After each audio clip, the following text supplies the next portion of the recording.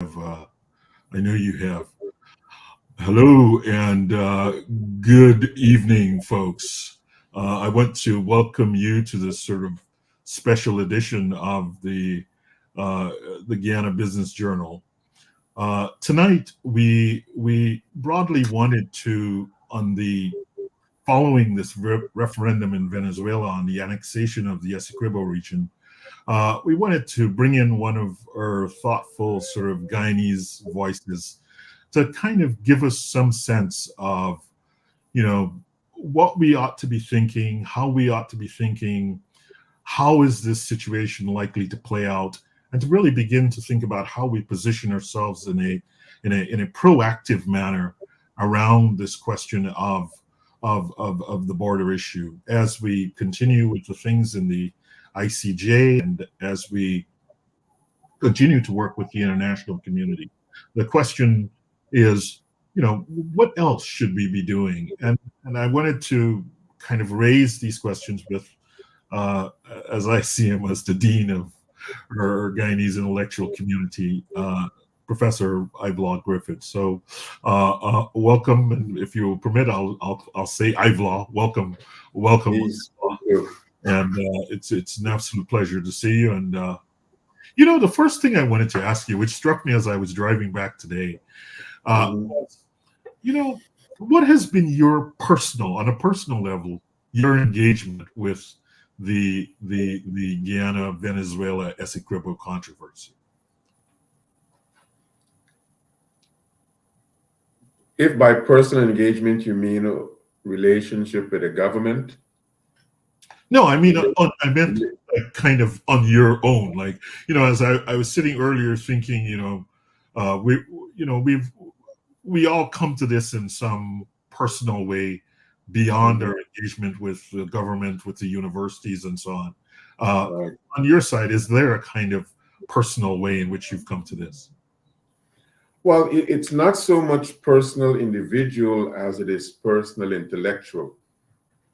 Yeah. And personal intellectual because security issues, national and regional and hemispheric security issues, are part of what make me tick, part of my raison d'etre, part of what energizes me, excites me, and allows me to be able to exercise a modicum of knowledge that I have in certain areas of international and comparative politics.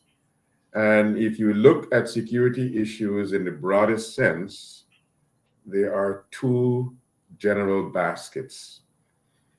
One basket is the traditional basket of issues, significant to which would be border and territorial disputes, significant to which would be geopolitical issues. And another basket is the non-traditional issues, drugs, crime, illegal migration, cyber cybersecurity. And it happens that that combination, both baskets, exist in the Caribbean. But not all Caribbean countries face both baskets with any great degree of severity. It happens that Guyana is one of those few Caribbean countries that faces both baskets, the traditional and the non-traditional. We've got significant issues of crime. And I was telling a group in Washington last week that as the oil bonanza expands and deepens in Guyana, we're going to be facing more cybercrime. So Yeah. we have the traditional basket and we have the non-traditional basket, and we've got the unique or the dubious distinction of having both baskets to contend with. Yeah. And so partly because of my interest in security issues and partly because I'm Guyanese, the preponderance of issues facing Guyana in the security arena attract my interest first and foremost. And it's been a long standing. I wrote a book in 1993, and I explained why I became interested in security issues. I became interested in security issues as a journalist. I was sitting there covering Commonwealth small state issues in Melbourne, Australia, in 1980, the Commonwealth Summit. And there was a fascinating conversation involving the small states in the Commonwealth, Vanuatu, Grenada, Malta, Seychelles, a whole bunch of issues. And it occurred to me that, although the Caribbean had not been looming large in that arena, I began to see the importance of beginning to frame Caribbean security issues, not lump them into Latin America, but to carve out a space where we can deepen the understanding and probe the issues in a very significant way. So I come to it at a very personal, intellectual. Yeah, I think this idea of sort of, noting that there's a kind of unique set of imperatives, if you will, for the Caribbean in relation to security is probably something that you've, in a sense, been a pioneer of, and perhaps it's precisely one of these reasons why I think that you can, So I think the this referendum will pass, right? The Maduro government will declare victory against the imperialists and the Guyanese aggressors, as comedic as that might sound. But now, following this, sorry, I wanted to separate this into two places.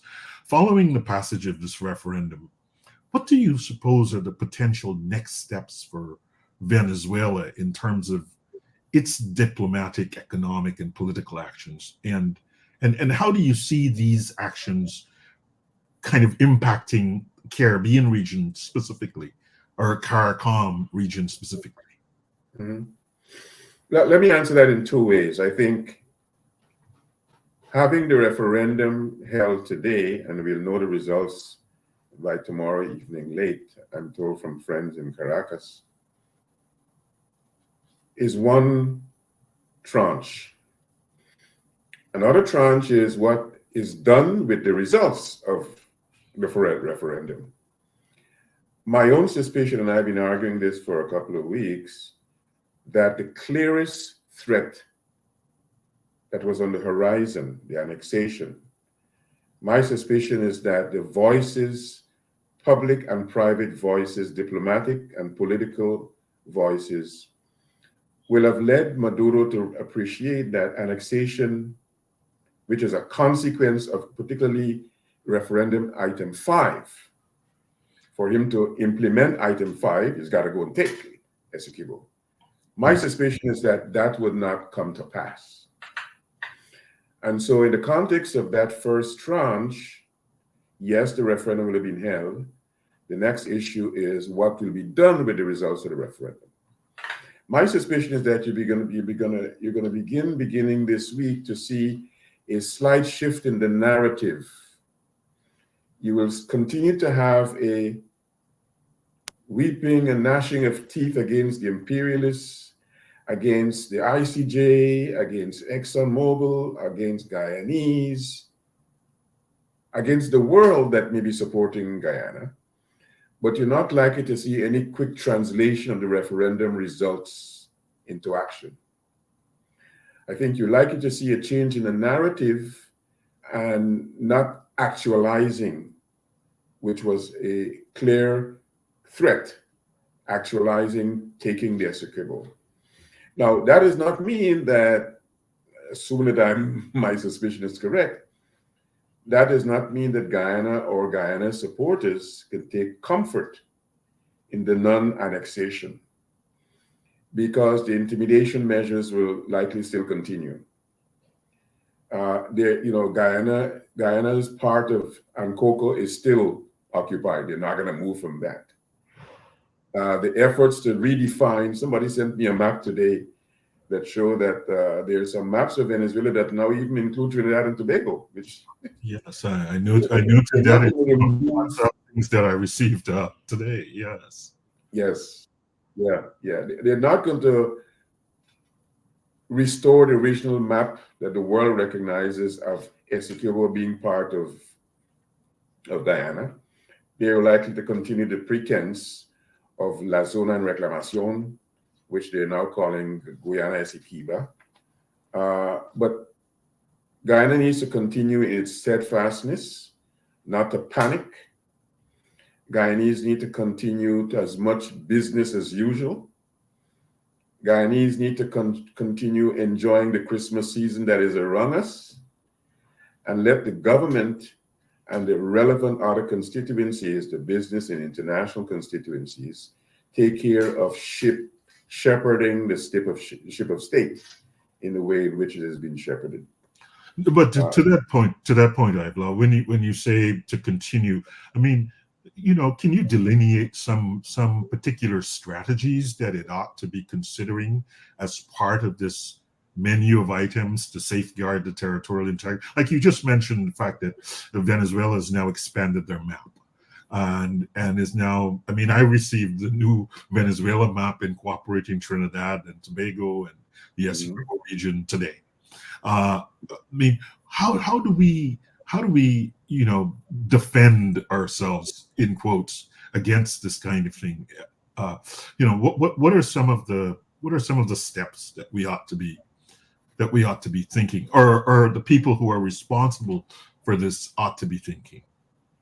I'm not so sure that whether on an individual or a governmental level there is anything that can alter Venezuela or Venezuelans in the diaspora continuing to push this map. And they've been pushing this map for a couple of decades now. They're not likely to, A, be minded to change it. And as we all know, once something gets into the other sphere, it's very difficult to recall it. We have got to continue the trajectory that we're on, that look, the legal pursuit is what we've got to do. I mean, I articulated a couple of years ago, and you may have heard me say more than once, Terence, that we still are obligated to pursue a couple of imperatives. It's good to see in the last 2 weeks, we've accentuated the pursuit of the public engagement diplomacy imperative, really having the messaging consistently explaining to Guyanese in and out of Guyana what exactly is the threat, what is the nature of the Venezuelan claim. Yeah, we all know this is not a blade of grass, but the generalities are one thing, but the specificities are not. I was saying in another program last week, we're really challenging a colleague who was a panelist who said, everybody knows that Guyana owns Essequibo. But I said to him, look, how many Guyanese know the extent and some of the details of the claim to really have them appreciate the danger of the Venezuela's pursuit? And I recounted an incident, a very troubling incident when I was at the University of Guyana, invited to give a talk at the Foreign Service Institute. And I was flabbergasted that group, maybe there were 40 or 50 staffers, no one in the room could give a cogent explanation of the Guyana-Venezuela dispute. And I'm saying, if these are the country's diplomats, young diplomats, could you imagine the average citizen? So I think the imperative to educate the public diplomacy needs to continue. And I think the episode of the last few weeks, the referendum, the military maneuvers in the Bolivar state, the excessive campaigning, public diplomacy campaign on the part of the Venezuelans will have allowed our government and our political and economic elites to appreciate that you've got to have a sustained messaging. It can't simply be episodic. It can be for a couple of weeks. You've got to continue this campaign of enabling people to understand what the nature of the threat is and how they might be better served as Guyanese by not panicking. There's a whole I want to cut you. You raise a very interesting point. So, for example, I would see, is there at the University of Guyana a, Guyana, Venezuela, Essequibo Controversy Institute, or study group, where folks are engaged in, consistently over time, engaged in maintaining the record and understanding where we are in a geopolitical sense, understanding where we are in a diplomatic sense, so that our policymakers have access to, in some sense, timely, think tank related information in this context? Don't know. I suspect it would be good to have one of those established, but you're essentially correct. We need to step up the game in many respects, and step up the game and be consistent in pursuing the game. That is what I call the public diplomacy, public engagement, public education imperative. But that's not the only imperative, and it's good to know that the second imperative, we've stayed the course, and that is the diplomacy, the defense diplomacy imperative. I've always been impressed in viewing the hearings before the ICJ with the competence and caliber of the Guyana team. Very expensive. Yes. You can find issues with a variety of elements, but particularly listening last week, Yes. the way in which, so that engagement, that legal, that defense diplomacy engagement needs to continue. Are there other opportunities perhaps in that sphere for the Guyana government to engage in? Yes. And I think the very episodes that we're dealing with now will have allowed the government to appreciate that they need to ramp up, they need to broaden and deepen the engagement. More than once I've said, since I wrote it a couple of weeks ago, you've got to be targeting Venezuela where it may hurt them. They want to get into BRICS. We need to be talking to the members of BRICS to let the members of BRICS be sensitized to the threat, not only to a member of the international community called Guyana, a petro state in a petropower in the making, but the unwholesomeness of having a BRICS member that is so intent on rupturing the peace and stability of a region, so intent on undermining the economic viability of a nation by pursuing a ridiculous claim for 74% of it. So I think their opportunity is whether or not the government intends to take those opportunities. But I can see the value of targeted engagement in the diplomatic arena. And Hugo Chavez announced in September a targeted engagement in the Caribbean. He tweeted, he posted September 28th, I think it was, that he has instructed that a campaign in the Caribbean be launched. So the messaging can be there. He's trying to counteract the strong collective resolve of CARICOM member states.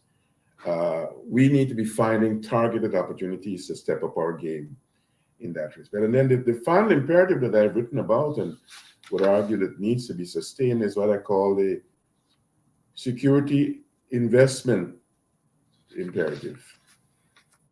We need to be, and we have begun, increase the assets of our naval, increase the assets of our military, increase the assets of our intelligence capabilities.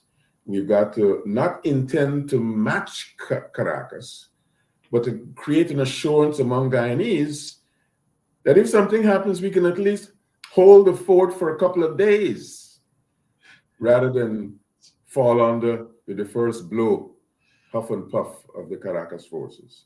So those imperatives need to be pursued continuous. Are there risks? Yes, but nothing ventured, nothing gained.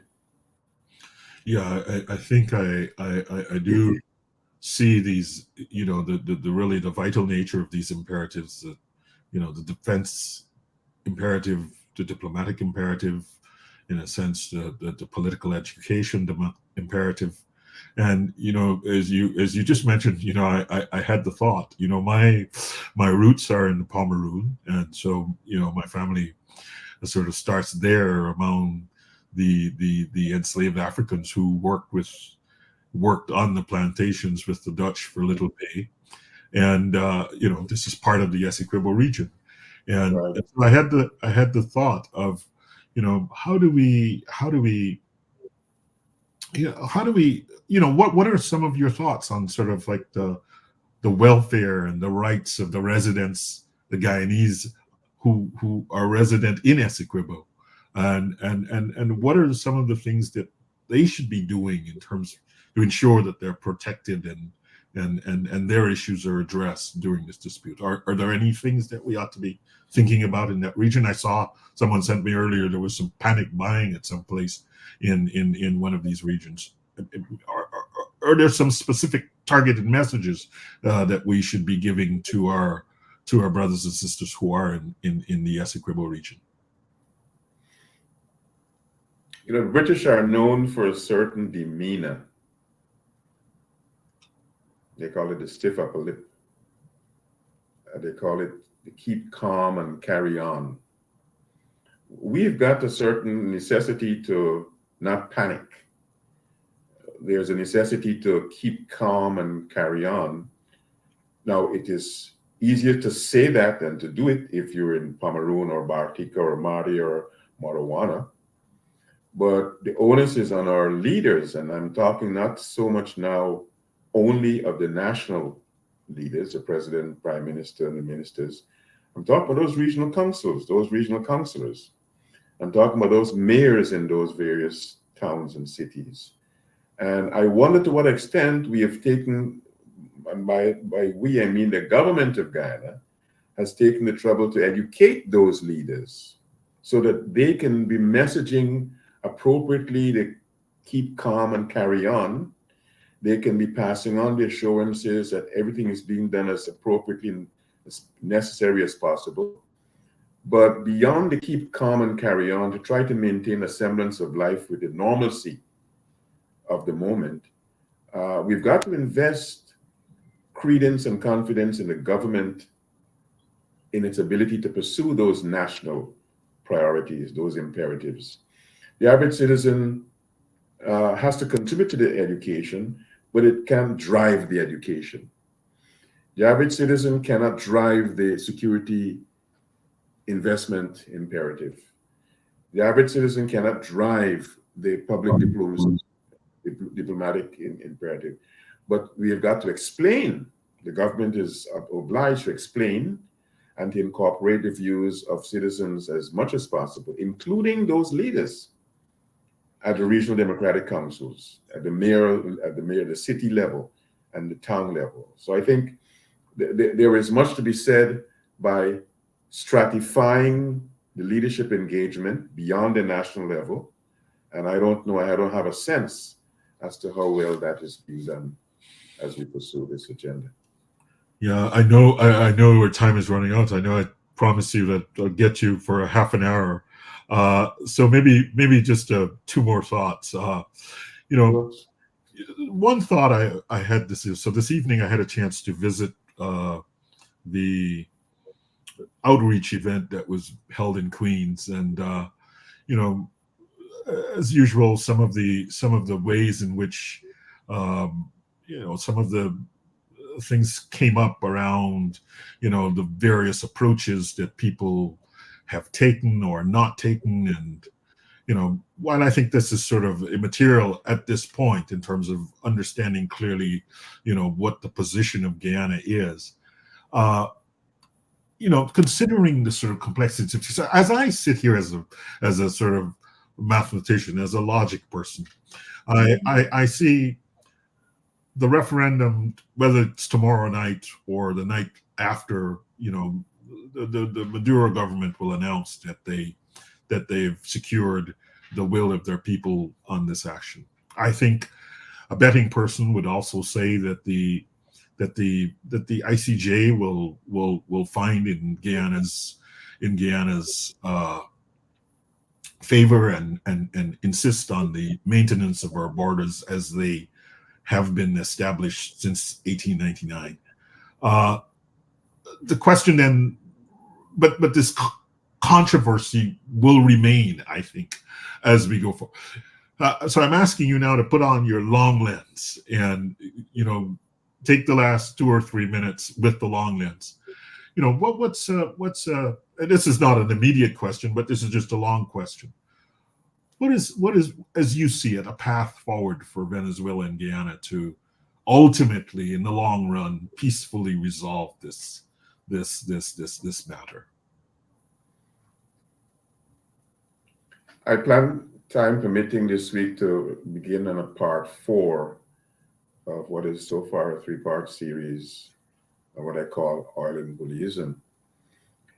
And I want to defer my specifics in relation to your question to For part the 4, article. Nice. that I'm going to be writing. Yes. But I think there are 3 sets of considerations that have got to be kept in mind as we move from where we are to a future. Consideration 1 is that unless there's a radical alteration in Maduro and the Venezuelan regime in its attitude towards the ICJ, our suspicion of where the ICJ may ultimately land, finding that the arbitral award is valid, the boundaries should remain where they are, Venezuela is likely to reject that. The question has to be then now, how is the ICJ decision enforced? That is one of the things I'll be exploring in part 4. In the piece that you'll be writing. Right. But I think it's also to be said that the enforcement of an ICJ decision, which in a circumstance like this, a peace and security circumstance, would trigger the United Nations Security Council, has its own complications. Guyana will occupy a seat at the United Nations Security Council for 2025, the very year in which the ICJ is likely to come out with a substantive decision. We know that unless there are radical alterations in the ideological affinity of Maduro and Russia, Russia is likely to be on the side of Venezuela in anything done at the United Nations Security Council. We know that China has interest both in Guyana and in Venezuela, and given the disposition of China seems to be adopting on certain issues, China is likely to just sit this one out and abstain from taking any sides, knowing that ultimately it will benefit from whatever happens. Whatever emerges, yeah. We know what the United States is likely to do with security, economic, and political interests. So I think that's a second basket of issues.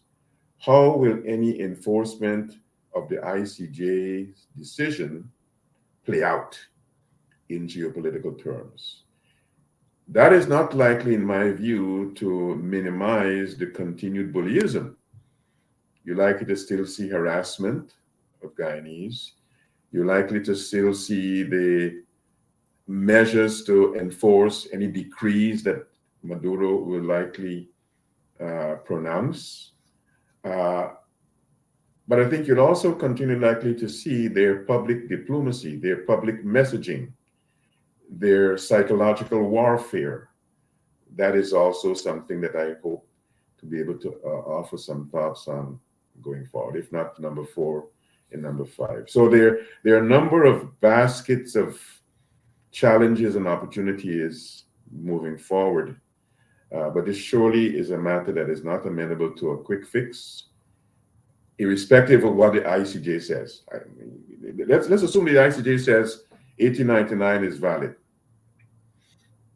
It will not mean that the matter is resolved for another couple of years, because as you know, the Security Council takes a while before it gets its act together and to get deliverables made. And then there are the domestic issues within Venezuela. 2024 elections for the presidential level, 2025 elections for the legislative and mayoral arenas, and the domestic agenda will have its own beat, a different set of drummers. Yeah. So we continue. Well, Professor Griffith, it's you've given much food for thought. But I think the important thing that you've said here is that, folks ought to keep calm and carry on, and we need to be vigilant and determined in carrying out these imperatives: public education imperative, a diplomatic imperative, a defense imperative. And I think you've given us much reason to be calm, which I think is what's the most important. It's the reason that I thought I wanted to chat with you this evening, just so that we could all stay calm and not have this sense of, kind of impending doom So it's exactly 7:30. So I'll give you the last word, and we'll shut this thing down. It's been Mhm. yeah. Well, let me end by thanking you for your continued efforts at the education of our Guyanese and allied communities in understanding both the challenges and opportunities involved. And I was reminding a friend in Trinidad a couple of weeks ago when I was there, actually 2 weeks ago I was there. We're looking at his study, and I saw a book by Rabindranath Tagore, and I was telling him that Tagore is one of my favorite people. And I was reminding him of something that Tagore said. Tagore was the first non-European to win the Nobel Prize for Literature. And Tagore once said that you cannot cross a sea by standing and staring at the water. And for Guyanese, we cannot cross this proverbial territorial controversy sea by just hoping that the ICJ comes out on our side. We've got to do things to be sure that we set the stage for our own assurance that we're doing as much to cross the water, not just stand and stare at it. Well, thank you very much, Professor Griffith. On that note, have a wonderful rest of your Sunday evening, and I look Thank you. forward to talking in the future as this thing continues to evolve. Be Thank well you, and Terry. wonderful Be well. evening. Thank you. Take care. Bye-bye. Bye. And thank you all, folks, for joining. You had quite a big audience. Thank you. Good evening, everyone. Yes.